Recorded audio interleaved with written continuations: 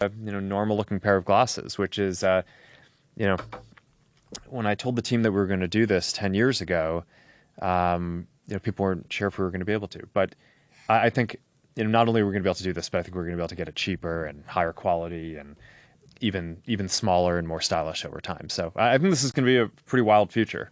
There are so many versions of trying to get at a similar idea of digital objects in physical space. I'm thinking of, for example, glasses that have heads-up displays where it's head-locked and it's moving with my eyes. Glasses that are really creating digital objects in physical space that don't move as I move. I'm thinking of these. I'm also thinking of the Snapchat spectacles that they just announced. Then, on the other hand, there are headsets like the Quest and also like the Apple Vision Pro that seem to fall into a different category. I'm curious how you would organize this landscape for people and how you think about people using these tools in their real lives in the near future.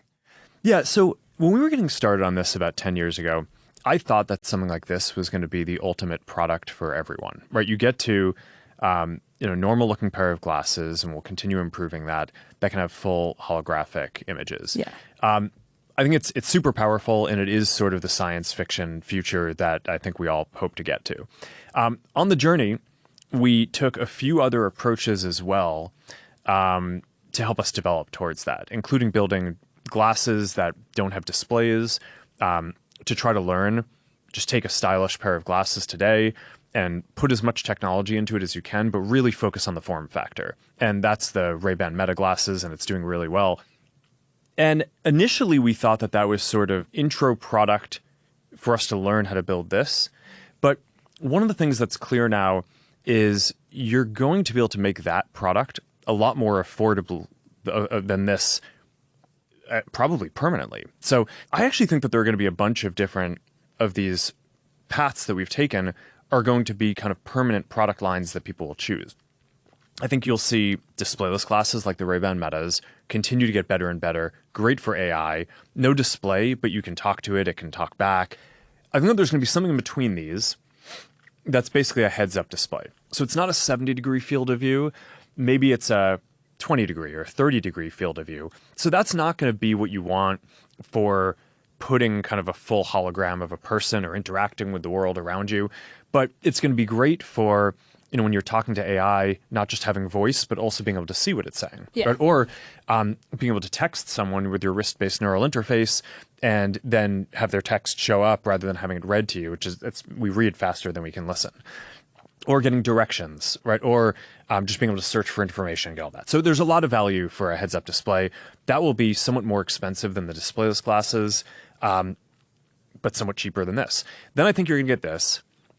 It's going to be probably the most premium and expensive of the glasses products, but hopefully still something that, like a computer, is generally accessible to most people in the world. But I think that there are going to be all of those, and I think people will like them. I also think that the headsets that people are using around mixed reality will continue to be a thing too, because no matter how good we get at miniaturizing the tech for this, you're just going to be able to fit more compute into a full headset.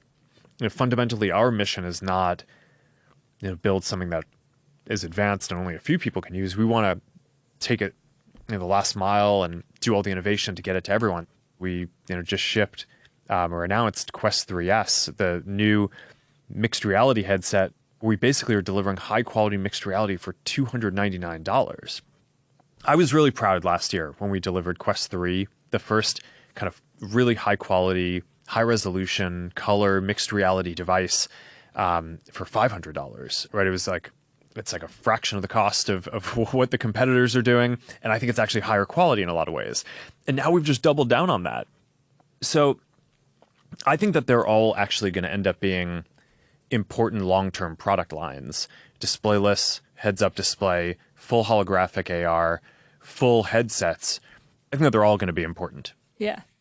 If you play out the future of not just the hardware that we've been talking about, so Meta Ray-Bans, Quest, Orion, but also the Llama models, if everything goes according to you and the team's wildest dreams, I'd love for you to just begin to describe what that feels like. I mean, I think that there are two primary values that we're trying to bring.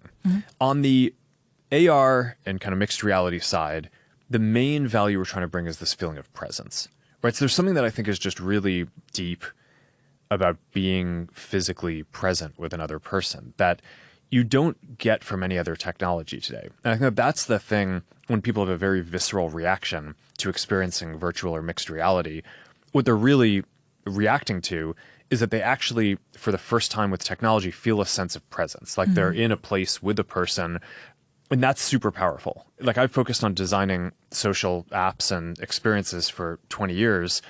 That's sort of like the holy grail of that, is being able to build a technology platform that delivers this like deep sense of social presence. The other big track is around personalized AI. And for that, and that's sort of where Llama and Meta AI and all of those things are going.